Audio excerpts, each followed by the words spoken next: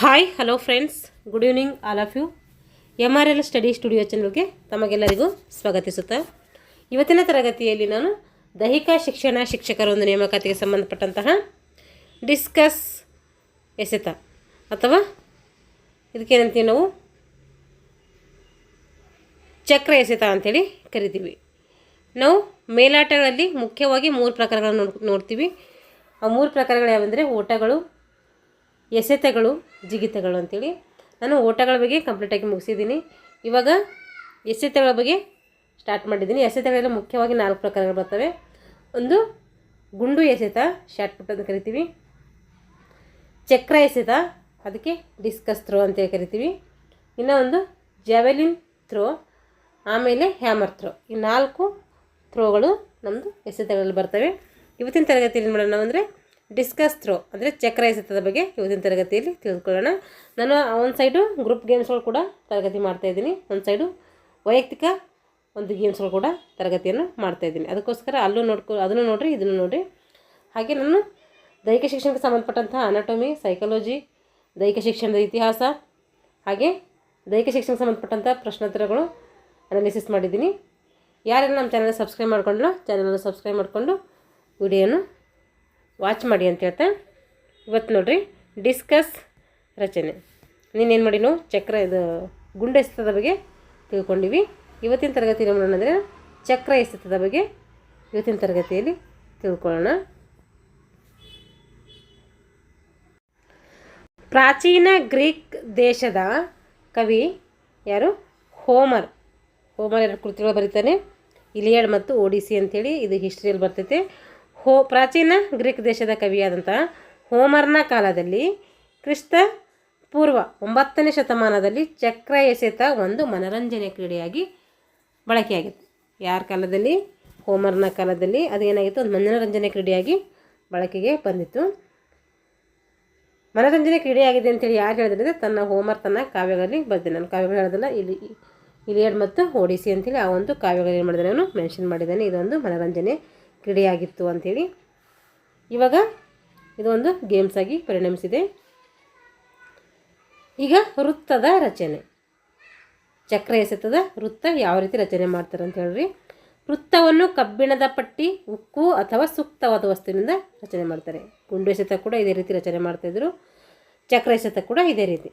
ಅಂದರೆ ಕಬ್ಬಿಣದ ಪಟ್ಟಿ, ಉಕ್ಕು ಅಥವಾ ಸೂಕ್ತವಾದಂಥ ಬೇರೆ ಯಾವುದಾದ್ರು ವಸ್ತು ಇದ್ದರೂ ಅದರಿಂದ ಏನು ಮಾಡ್ತಾರೆ, ಈ ಒಂದು ವೃತ್ತವನ್ನು ರಚನೆ ಮಾಡ್ತಾರೆ. ಅದು ನೆಲದಿಂದ ಎಷ್ಟಿರಬೇಕು? 14ರಿಂದ 26 mm ಎತ್ತರ ಇರಬೇಕು. ನೋಡಿರಿ, ನೆಲದಿಂದ ಎಷ್ಟಿರಬೇಕಂದ್ರೆ ಅದು 14ರಿಂದ 26 mm ಎತ್ತರ ಇರಬೇಕು. ಹಾಗಾದರೆ ಗುಂಡೆಸ್ತ ಎಷ್ಟು ಎತ್ತರ ಇರಬೇಕಂತ ಹೇಳಿದ್ದೀನಿ ನಿನ್ನೆ. ಅಲ್ಲಿ 14ರಿಂದ ಎಷ್ಟಿರಬೇಕು? 16 ಇರಬೇಕು. 16 ಇರಬೇಕಂತ ಹೇಳಿದ್ದೀನಿ ನಿನ್ನೆ. 14ರಿಂದ 16 mm ಕೆಳಗಿರಬೇಕು ಅಂತೇಳಿ ಹೇಳಿದ್ದೀನಿ. ವೃತ್ತದ ಅಚ್ಚುಕಟ್ಟಿಗಿಂತ ಇಲ್ಲೂ ಕೂಡ ಎಷ್ಟಿರಬೇಕಂದ್ರೆ ಇದು 14ರಿಂದ 26. ಅಲ್ಲಿ 14ರಿಂದ 16 mm ಇದ್ದರೆ ಇಲ್ಲಿ 14ರಿಂದ 26 mm ಕೆಳಗಡೆ ಇರಬೇಕು. ಇಲ್ಲಿ ವೃತ್ತದ ಒಳಗಿನ ವ್ಯಾಸ ಎಷ್ಟಿರ್ತದೆ? ವೃತ್ತದ ಒಳಗಿನ ವ್ಯಾಸ ಅಂದರೆ ಅದು 2.50 ಮೀಟರ್ ಇರ್ತೈತೆ. ಇದಕ್ಕೆ ನಾವು ಮೈನಸ್ ಅಥವಾ ಪ್ಲಸ್ mm ಮಾಡ್ಕೋಬೋದು. ಅಂದರೆ ಎರಡು ಕೂಡ ಮಾಡ್ಕೋಬೋದು, ನಾವು ಮೈನಸ್ ಕೂಡ ಮಾಡ್ಕೋಬೋದು. ಇಲ್ಲಿ ಅಚ್ಚುಕಟ್ಟು ಕನಿಷ್ಠ ಎಷ್ಟು ದಪ್ಪ ಇರ್ತೈತೆ ಅಂದರೆ 6 mm ದಪ್ಪ ಇರ್ತೈತೆ. ಅದ್ರ ವೃತ್ತ ಎಷ್ಟಿತ್ತು? ಗುಂಡೆಸದ ಏನು ನೋಡಿದೀವಲ್ಲ, ಅದ್ರ ವೃತ್ತ ಎಷ್ಟಿತ್ತು ಅಂದರೆ 2.135 ಮೀಟರ್ ದಪ್ಪ ಇತ್ತು. ಇದು ವ್ಯಾಸ ಇತ್ತು ಅದರದ್ದು. ಇದರ ಹೊರಗೆ ಏನು ಮಾಡ್ತಾರೆ? ಅದರ ಹೊರಗೆ 5 ಸೆಂಟಿಮೀಟರ್ ಆಗಲ್ಲ ಒಂದು ಬಿಳಿಗೆರೆಯನ್ನು ಹಾಕಿರ್ತಾರೆ. ಎಸೆತದ ಸೆಕ್ಟರ್ನ ಮಧ್ಯದ ಕಲ್ಪನಾ ಗೆರೆಗೆ ವೃತ್ತದ ಮಧ್ಯ ಬಿಂದುವಿನಿಂದ ಏನು ಮಾಡ್ತಾರೆ, ಲಂಬವಾಗಿ ಎರಡೂ ಕಡೆ 75 ಸೆಂಟಿಮೀಟರ್ ಉದ್ದ ಮತ್ತು 5 ಸೆಂಟಿಮೀಟರ್ ಅಗಲ ಇರುವಂತೆ ವೃತ್ತದ ಹೊರಗೆ ಏನು ಮಾಡ್ತಾರೆ, ಗೆರೆಯನ್ನು ಹಾಕಿರ್ತಾರೆ. ಇದು ಇಲ್ಲಿ ಸೇಮ್ ಇದೆ. ಇದು ಅಲ್ಲೂ ಕೂಡ 75 ಸೆಂಟಿಮೀಟರ್ ಎರಡು ಸೈಡು ಉದ್ದದ ಒಂದು ಗೆರೆಯನ್ನು ಹಾಕ್ತಾಯಿದ್ರೆ ಅದನ್ನು ಕೂಡ 5 ಸೆಂಟಿಮೀಟರ್ ಅಗಲ ಇರ್ತಿತ್ತು. ಇಲ್ಲಿ ಕೂಡ 5 ಸೆಂಟಿಮೀಟರ್, ಅದು ಸೇಮ್ ಮೆಜರ್ಮೆಂಟ್ ಇಲ್ಲಿ ಕೂಡ. ಇವಾಗ ಡಿಸ್ಕಸ್ ರಚನೆ ಯಾವ ರೀತಿ ಮಾಡ್ತಾಯಿದ್ದಾರೆ ನೋಡಿ. ಡಿಸ್ಕಸ್ ಎದರಿಂದ ಮಾಡ್ತಾರೆ ಅಂತ ಕೇಳಿದ್ರೆ ಅದು ಮರದಿಂದ ಅಥವಾ ಸೂಕ್ತವಾದ ಇನ್ಯಾವುದೇ ವಸ್ತುವಿನಿಂದ ಮಾಡ್ತಾರೆ. ಆದರೆ ಅಲ್ಲಿ ಎದರಿಂದ ಮಾಡ್ತಿದ್ರು? ಗುಂಡು ಎಸೆತ ಕಬ್ಬಿಣ ಅಥವಾ ಹಿತ್ತಳಿ ಅಥವಾ ಮೃದುವಾಗಿರೋದಂತಹ ಒಂದು ಲೋಹದಿಂದ ಅವ್ರು ಏನು ಮಾಡ್ತಾಯಿದ್ರು, ಈ ಒಂದು ಗುಂಡು ಎಸೆತವನ್ನು ಮಾಡ್ತಾಯಿದ್ರು. ಇದರ ತುದಿಗೆ ಏನು ಮಾಡ್ತಾರೆ, ಲೋಹದ ಅಂಚನ್ನು ಅಳವಡಿಸ್ತಾರೆ. ಅದು ವೃತ್ತಾಕಾರ ಈ ರೀತಿ ಇರ್ತೈತೆ. ಇದಕ್ಕೇನು ಮಾಡ್ತಾರೆ, ಅದರ ತುದಿಗೆ ಲೋಹದ ಅಂಚನ್ನು ಹಾಕ್ತಾರೆ. ಈ ಲೋಹದ ಅಂಚು ಎಷ್ಟಿರಬೇಕು ಅಂತಂದರೆ ಅದು ಈ ರೀತಿ ಇದು ಶಾರ್ಟ್ ಡಿಸ್ಕಸ್ ಥ್ರೋ ಅಂತ ಹೇಳ್ತೀವಿ. ಇದು ಇದು ಗಂಟೆ ಏನು ಹಾಕಿರ್ತಾರೆ ಅಂದರೆ ಈ ರೀತಿ ಅಂಚಿಗೆ ಲೋಹ ಹಾಕಿರ್ತಾರೆ. ಆ ಲೋಹ ಎಷ್ಟಿರಬೇಕು ಅಂತಂದರೆ 6 mm ಅಷ್ಟು ಇರ್ತೈತಿ. ಮಧ್ಯಭಾಗದಲ್ಲಿ ಎರಡೂ ಕಡೆ ಲೋಹದ ದುಂಡನೆಯ ತಗಡು ಇರ್ತೈತೆ ಈ ರೀತಿ. ಅದಕ್ಕೆ ಏನು ಮಾಡ್ತಾರೆ, ತಗಡು ಕೂಡ ಹಾಕಿರ್ತಾರೆ. ಈ ರೀತಿ ಇದೆ ಅಂದರೆ ಹಿಂಗೆ, ಅದಕ್ಕೆ ಏನು ಮಾಡ್ತಾರೆ, ಈ ರೀತಿ ಎಲ್ಲ ಕಡೆ ಏನಿರ್ತೈತೆ, ತಗಡಿರ್ತೈತೆ ಈ ರೀತಿ. ಇವಾಗ ನೋಡ್ರಿ, ತಗಡು ಇಲ್ಲದೆ ಚಕ್ರವನ್ನು ಮಾಡ್ಬೋದು. ತಗಡು ಹಾಕಲಿಲ್ಲ ಅಂದರೂ ಕೂಡ ನಾವು ಅದೇ ರೀತಿ ಬೇರೆ ರೀತಿಯ ಚಕ್ರ ಕೂಡ ಮಾಡ್ಬೋದು. ಆದರೆ ಚಕ್ರದ ಮಧ್ಯಭಾಗ ತಗಡಿನ ಅಗಲದಷ್ಟು ಅಂದರೆ ಚಪ್ಪಟೆಯಾಗಿದ್ದು ಎರಡೂ ತರಹದ ಏನು ಮಾಡ್ತೀವಿ, ಇಲ್ಲಿ ನಾವು ಡಿಸ್ಕಸ್ನ ವಿವರಗಳಲ್ಲಿ ತಿಳ್ಕೊತೀವಿ. ಏನು, ಚಕ್ರದ ಮಧ್ಯಭಾಗ ಚಪ್ಪಟೆಯಾಗಿದ್ದು ಎರಡೂ ತರಹದ ಡಿಸ್ಕಸ್ನ ಉಳಿದ ವಿವರಗಳು ಒಂದೇ ಏನಿರ್ತವೆ, ಅಂತರದಲ್ಲಿರ್ತವೆ, ಒಂದೇ ಆಕಾರದಲ್ಲಿರ್ತವೆ.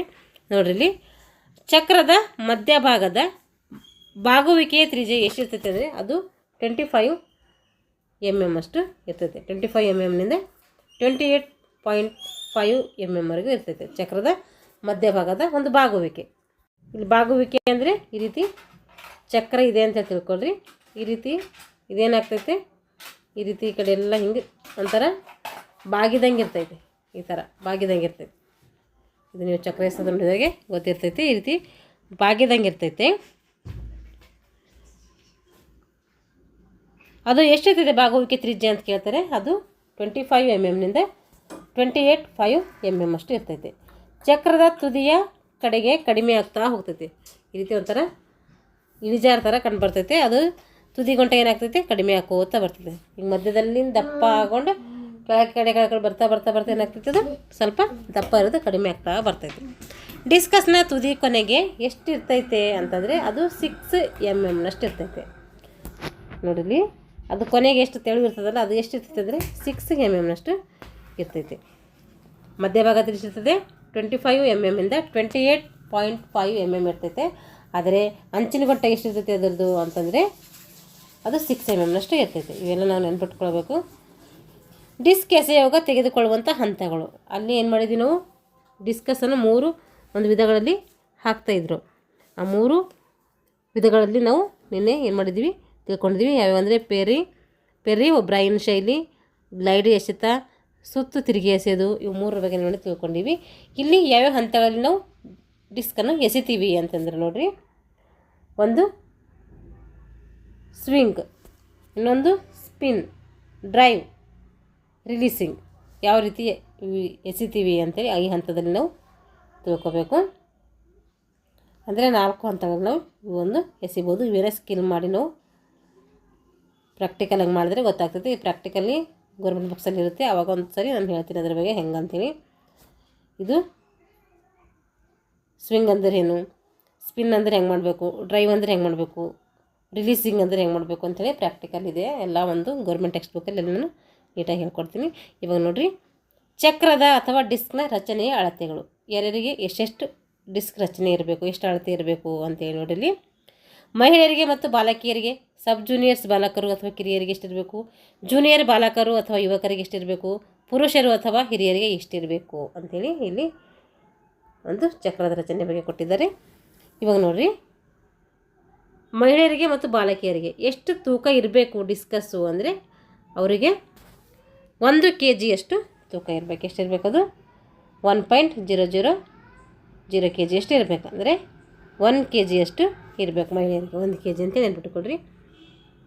ಇಲ್ಲಿ ಸಬ್ ಜೂನಿಯರ್ಸ್ ಬಾಲಕರು ಅಥವಾ ಕಿರಿಯರು, ಹಿರಿಯರಲ್ಲ ಕಿರಿಯರು, ಅವರಿಗೆ 1.500 kg ಇರಬೇಕು. ಅಂದರೆ 1.5 kg ಇರಬೇಕು ಅಂತ ಅರ್ಥ. ಇಲ್ಲಿ ಜೂನಿಯರ್ಸ್ ಬಾಲಕ ಅಥವಾ ಯುವಕರಿಗೆ ಎಷ್ಟಿರಬೇಕಂದ್ರೆ 1.750 kg ಇರಬೇಕಂದ್ರೆ 1/4 ಗ್ರಾಮ್ ಕಡಿಮೆ 2 kg ಇರಬೇಕು ಅಂತ ಅರ್ಥ. ಪುರುಷರಿಗೆ ಅಥವಾ ಹಿರಿಯರಿಗೆ ಎಷ್ಟಿರಬೇಕಂದ್ರೆ ಅವ್ರಿಗೆ 2 kg ಇರಬೇಕು. ಇವಾಗ ಸುತ್ತಳತೆ, ಮಹಿಳೆಯರಿಗೆ ಎಷ್ಟು ಸುತ್ತಳತೆ ಇರಬೇಕಂತ ನೋಡ್ರಿ. ಅಲ್ಲಿ ನಿನ್ನೆ ನಾನು ಡಿಸ್ಕಸ್ ಎಷ್ಟು ತೂಕ ಇರಬೇಕಂತ ಹೇಳಿದ್ದೀನಿ. ಮಹಿಳೆಯರಿಗೆ ಮತ್ತು ಬಾಲಕಿಯರಿಗೆ ಅವರಿಗೆ 4 kg ಇರಬೇಕು. ಸಬ್ ಜೂನಿಯರ್ಸ್ ಬಾಲಕರಿದ್ದರೆ ಅವರಿಗೆ 5 kg ಇರಬೇಕು. ಆಮೇಲೆ ಜೂನಿಯರ್ಸ್ ಬಾಲಕರು ಅಥವಾ ಯುವಕರಿದ್ದರೆ ಅವರಿಗೆ ಎಷ್ಟು ಇರಬೇಕು, 6 kg ಇರಬೇಕು. ಹಾಗಾದರೆ ಪುರುಷರಿಗೆ ಎಷ್ಟು ಇರಬೇಕಂದ್ರೆ 7.26 kg 260 kg ಇರಬೇಕು. ಇಲ್ಲಿ ಕೂಡ ನೆನ್ಪಿಟ್ಕೋಬೇಕು. ಮಹಿಳೆಯರಂದರೆ 1 kg, ಸಬ್ ಜೂನಿಯರ್ಸ್ ಅಂದರೆ 1.5 kg, ಜೂನಿಯರ್ಸ್ ಬಾಲಕರು ಯುವಕರು ಅಂದರೆ ಅವರಿಗೆ 1.750 kg, ಹಾಗೆ ಪುರುಷರಿದ್ದರು ಅಂದರೆ ಅವ್ರಿಗೆ 2 kg. ಈ ರೀತಿ ನೆನ್ಪಿಟ್ಕೊಳ್ರಿ. ಸುತ್ತಳತೆ ನೋಡಿರಿ, ಇವಾಗ ಚಕ್ರದ ಸುತ್ತಳತೆ ಎಷ್ಟಿರಬೇಕು ಮಹಿಳೆಯರಿಗೆ ಅಂದರೆ 180ರಿಂದ 182 mm ಇರಬೇಕು. ಹಾಗಾದರೆ ಸಬ್ ಜೂನಿಯರ್ಸ್ ಬಾಲಕರು ಅಥವಾ ಕಿರಿಯರಿಗೆ ಎಷ್ಟಿರಬೇಕು ಅಂತಂದರೆ ಅವರಿಗೆ 200ರಿಂದ 202 mm ಇರಬೇಕು. ಈಗ ಜೂನಿಯರ್ಸ್ ಬಾಲಕರು ಯುವಕರಿಗೆ ಎಷ್ಟಿರಬೇಕು ಅವರಿಗೆ ಅಂದರೆ 210ರಿಂದ 212 mm ಇರಬೇಕು. ಹಾಗಾದರೆ ಪುರುಷರಿಗೆ ಎಷ್ಟಿರಬೇಕಂದ್ರೆ 219ರಿಂದ 221 mm ಅಷ್ಟಿರಬೇಕು. ಇವಾಗ ಲೋಹದ ತಗಡಿನ ವ್ಯಾಸ, ಅದ್ರ ವ್ಯಾಸ ಎಷ್ಟಿರಬೇಕು, ತಗಡಿನ ವ್ಯಾಸ ಕೊಟ್ಟಿದ್ದಾರೆ ನೋಡಿರಿ. ಮಹಿಳೆಯರಿಗೆ 50ರಿಂದ ಎಷ್ಟಿರಬೇಕು, 57 mm ಇರಬೇಕು. ಹಾಗೆ ಸಬ್ ಜೂನಿಯರ್ಸ್ಗೆ ಅಥವಾ ಬಾಲಕರಿಗೆ ಅವರಿಗೂ 50 mm ಇಂದ 57 mm. ಅದೇ ರೀತಿ ಜೂನಿಯರ್ಸ್ ಬಾಲಕರು ಅಥವಾ ಯುವಕರಿಗೆ 50ರಿಂದ 57 ಅಂದರೆ ಎಲ್ಲರಿಗೆ ಆಲ್ಮೋಸ್ಟ್ ಇದೇನಿರಬೇಕು 50ರಿಂದ 57 mm. ಈ ತಗಡಿನ ವ್ಯಾಸ ಎಲ್ಲರಿಗೆ ಸೇಮ್ ಇರ್ತೈತಿ, ಎಲ್ಲ ಒಂದು ಗ್ರೂಪ್ನವ್ರಿಗೆ.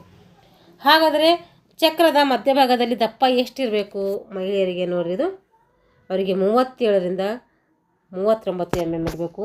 ಹಾಗಾದರೆ ಸಬ್ ಜೂನಿಯರ್ಸ್ ಬಾಲಕರಿಗೆ ಎಷ್ಟಿರಬೇಕಂದ್ರೆ 38ರಿಂದ 40 mm ಇರಬೇಕು. ಜೂನಿಯರ್ಸ್ ಬಾಲಕರಿಗೆ ಎಷ್ಟಿರಬೇಕಂದ್ರೆ 41ರಿಂದ 43 mm ಇರಬೇಕು. ಹಾಗೆ ಪುರುಷರಿಗೆ ಹಿರಿಯರಿಗೆ ಎಷ್ಟಿರಬೇಕಂದ್ರೆ 44 mm ಇಂದ 46 mm ಇರಬೇಕು. ಇಷ್ಟು ಚಕ್ರದ ಮಧ್ಯಭಾಗದಲ್ಲಿ ದಪ್ಪ ಇರಬೇಕು ಅಂಥೇಳಿ ಕೊಟ್ಟಿದ್ದಾರೆ. ನೀವು ನೀಟಾಗಿ ಒಂಥರ ಮೈಂಡ್ ಕೂಲಿದಾಗ ನೆನ್ಪಿಟ್ಕೊಳ್ರಿ, ನೆನಪಿರ್ತವೆ. ಎಸೆತದ ಸೆಕ್ಟರ್ ಎಷ್ಟಿರ್ತೈತಿ ಅಂತ ನೋಡಿರಿ. ಅಲ್ಲಿಯೂ ಕೂಡ ಎಸೆತದ ಸೆಕ್ಟರ್ ಸೇಮ್ ಬರ್ತೈತಿ, ಇಲ್ಲೂ ಕೂಡ ಎಸೆತದ ಸೆಕ್ಟರ್ ಸೇಮ್ ಬರ್ತೈತಿ. ಅಲ್ಲಿ ಕೂಡ 34.92 ಡಿಗ್ರಿ ಬಂದಿತ್ತು, ಇಲ್ಲಿ ಕೂಡ 34.90 ಡಿಗ್ರಿ ಬಂದಿದೆ. ಅಂದರೆ ಗುಂಡೆಸೆತ ಇದರದ್ದು ಸೇಮ್. 5 ಸೆಂಟಿಮೀಟರ್ ಅಗಲ ಇರಬೇಕು. ಅದರದ್ದು ಎಷ್ಟು ಅಗಲ ಇರಬೇಕು ಆ ಗೆರೆದು ಅಂತಂದರೆ, ಆ ಕೋನದ ಗೆರೆದ ಅಗಲ ಎಷ್ಟಿರಬೇಕಂದ್ರೆ 5 ಸೆಂಟಿಮೀಟರ್ ಇರಬೇಕು. ಅದು ಇದು ಇಲ್ಲಿ ಸೇಮ್ ಮ್ಯಾಚ್ ಆಗ್ತಾಯಿದೆ, ಸೇಮ್ ಇದೆ. ಈ ಗೆರೆಗಳನ್ನು ವೃತ್ತದ ಮಧ್ಯ ಬಿಂದುವಿನಿಂದ ಮಧ್ಯ ಗೆರೆಗೆ ಏನು ಮಾಡ್ತೇವೆ, ವಿಸ್ತರಿಸಲ್ಪಟ್ಟಿರ್ತವೆ. ನೋಡಿಲಿ, ವೃತ್ತದ ಮಧ್ಯ ಬಿಂದುವಿನಿಂದ ಈ ರೀತಿ ಏನು ಮಾಡಿರ್ತಾರೆ, ವಿಸ್ತರಣೆ ಮಾಡಿರ್ತಾರೆ. ಅಂದರೆ ಅಲ್ಲಿಂದ ಅದು ಕನೆಕ್ಟಾಗಿ ಹೋಗಿರ್ತವೆ. ಸೆಕ್ಟರ್ ಕೋನವನ್ನು ಗುರುತು ಮಾಡುವಂಥ ವಿಧಾನ. ಸೆಕ್ಟರ್ ಕೋನವನ್ನು ಯಾವ ರೀತಿ ಗುರುತು ಮಾಡಬೇಕು ಅಂತ ಹೇಳಿ ಕೊಟ್ಟಿದ್ದಾರೆ ನೋಡಿರಿ. ಇಲ್ಲಿ ಓ ಬಿಂದು ಅಂತ ತಿಳ್ಕೊರಿ, ಇದು ಓ ಬಿಂದು. ಓ ಬಿಂದುವಿನಿಂದ ಏನು ಮಾಡಬೇಕು, 1.25 ಮೀಟರ್ ತ್ರಿಜ್ಯ, ಇದು ಒಂದು ತ್ರಿಜ್ಯ, ಇದು ತ್ರಿಜ್ಯ, ಇದು ಇಷ್ಟು ಇದ್ದರೆ ತ್ರಿಜ್ಯ, ಇದು ತ್ರಿಜ್ಯ ಅಂತೀವಿ. ಇದಿಷ್ಟು ಫುಲ್ ಹಾಕೊಂಡಿದ್ದಕ್ಕೆ ಅಂತೀವಿ ವ್ಯಾಸ ಅಂತೇಳಿ ಕರಿತೀವಿ. ನೋಡಿರಿ, 1.25 ಮೀಟರ್ ತ್ರಿಜ್ಯದ ವೃತ್ತವನ್ನು ರಚಿಸಿ ಗುಂಡು ಎಸೆತದ ಸೆಕ್ಟರ್ನಂತೆ ರಚನೆ ಮಾಡಬೇಕು. ಅಲ್ಲಿ ಗುಂಡು ಎಸೆತ ಹೆಂಗೆ ಮಾಡಬೇಕು ಅಂತ ಕೊಟ್ಟಿದ್ದಾರೆ, ಅದೇ ರೀತಿಯೇ ಇದು ಸೇಮ್ ರಚನೆ ಮಾಡಬೇಕು ಅಂತ ಅರ್ಥ. ನೀವು ಒಂದು ಸರಿ ನೋಡಿದ್ರಿಂದ ನಿನ್ನೆ ತರಗತಿ ನೋಡ್ಕೊಡ್ರಿ, ಗೊತ್ತಾಗ್ತದೆ ನಿಮಗೆ. ಈಗ ಇಲ್ಲಿ ಯಾಕಂದರೆ ಡಿಟೇಲಾಗಿ ಕೊಡ್ಲಾಕ ಹೋಗಿರಲ್ಲ, ಹಿಂದೆ ಕೊಟ್ಟಿದ್ದಾರಲ್ಲ, ಅದಕ್ಕೆ ಅಲ್ಲಿಂದೆ ಅಂಥೇಳಿ ಕೊಟ್ಬಿಟ್ಟವ್ರೆ. ಅದಕ್ಕೆ ಅದೇ ನೋಡ್ಕೊಂಡು ನೋಡಬೇಕು. ಅದು ಇದಕ್ಕೂ ಕೂಡ ಅದೇ ರೀತಿ ಮೆಜರ್ಮೆಂಟ್ ಹಾಕಬೇಕು. ಈ ರೀತಿ ನಮಗೇನು ಇಲ್ಲಿ ಎಕ್ಸಾಮಲ್ಲಿ ಕೇಳೋದಿಲ್ಲ. ನಾವು ಏನಾದರೂ ಪ್ರಾಕ್ಟಿಕಲ್ ಹಾಕಬೇಕು ಅಂದರೆ ನೀವು ಒಂದ್ಸರಿ ನೋಡ್ಕೊಂಡು ಹಾಕ್ಕೊಳ್ಳಿ. ಡಿಸ್ಕ್ ಎಸೆತದ ಬೋನ್ ಅಥವಾ ಸುತ್ತು ಆವರಣ ಹೆಂಗೆ ಮಾಡಬೇಕು ನೋಡಿರಿ. ಡಿಸ್ಕ್ ಎಸೆತದ ಆವರಣವನ್ನು 2 ಕಿಲೋಗ್ರಾಮ್ ಇರುವಂಥ ಒಂದು ಡಿಸ್ಕ್ ಸೆಕೆಂಡಿಗೆ 25 ಮೀಟರ್ ವೇಗದಲ್ಲಿ ಚಲಿಸುವುದನ್ನು ತಡೆಯುವಂಥ ಸಾಮರ್ಥ್ಯವನ್ನು ಏನು ಮಾಡ್ತೀವಿ ನಾವು, ಕ್ರೇಜ್ ತಯಾರಿಸಬೇಕು. ಅಂದರೆ ಡಿಸ್ಕ್ ಎಸೆತದ ಆವರಣವನ್ನು ಇರ್ತದಲ್ಲ ಅಲ್ಲೇನು ಅಂದರೆ ಗ್ರೌಂಡಲ್ಲಿ 2 ಕಿಲೋಗ್ರಾಮ್ ಇರುವಂಥ ಒಂದು ಡಿಸ್ಕ್ ಸೆಕೆಂಡಿಗೆ ಎಷ್ಟು ಓಡಬೇಕು ಅಂತಂದರೆ, ಎಷ್ಟು ಚಲಿಸಬೇಕು ಅಂದರೆ ಅದು 25 ಮೀಟರ್ ವೇಗದಲ್ಲಿ ಚಲಿಸಬೇಕು. ಅಷ್ಟು ಸ್ಪೀಡಾಗಿ ಚಲಿಸಬೇಕು. 1 ಸೆಕೆಂಡಿಗೆ 25 ಮೀಟರ್ ವೇಗದಲ್ಲಿ ಚಲಿಸಬೇಕು. ಅದು 1 ಸೆಕೆಂಡ್ ಇದೆ ಅಂದರೆ 25 ಮೀಟರ್ ವೇಗದಲ್ಲಿ ಚಲಿಸಬೇಕು. ಅಷ್ಟು ಸ್ಪೀಡಾಗಿ ಚಲಿಸ್ಬೇಕದು ಅಂಥೇಳಿ ಇದೇನು ಮಾಡ್ತಾರೆ ಹೇಳ್ತಾ ಇದ್ದಾರೆ ನೋಡಿರಿ. 1 ಸೆಕೆಂಡಿಗೆ 25 ಮೀಟರ್ ವೇಗದಲ್ಲಿ ಚಲಿಸುವುದನ್ನು ತಡೆಯುವಂಥ ಸಾಮರ್ಥ್ಯ ತರುವಂಥ ಕ್ರೇಜ್ ತಯಾರಿಸಬೇಕು. ಅಂದರೆ ಅಷ್ಟು ಸ್ಪೀಡ್ ಹೋಗ್ತಾಯಿದ್ರು ಅದೊಂದು ತಡೆಯುವಂಥ ಅಥವಾ ನಿಲ್ಲಿಸುವಂಥ ಸಾಮರ್ಥ್ಯವನ್ನು ತರುವಂಥ ಒಂದು ಕ್ರೇಜನ್ನು ತಯಾರಿಸಬೇಕು ಅಂತೇಳಿ ಹೇಳ್ತಾ ಇದ್ದಾರೆ. ಇಲ್ಲಿ ಸುತ್ತು ಆವರಣವು ಯು ಆಕಾರದಲ್ಲಿದ್ದು, ಇಲ್ಲಿ ಸುತ್ತು ಆವರಣ ಹೆಂಗಿರ್ತದೆ ಅಂದರೆ ಅದು ಯು ಆಕಾರದಲ್ಲಿದ್ದು 3.17 3.17 ಮೀಟರ್ ಅಗಲವಿರಬೇಕು. ನೋಡಿರಿ